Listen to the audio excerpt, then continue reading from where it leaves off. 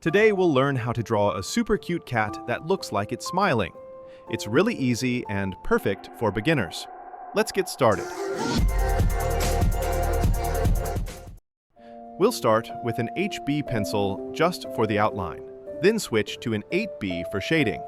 But if you only have a 2B or 4B, that works perfectly fine too.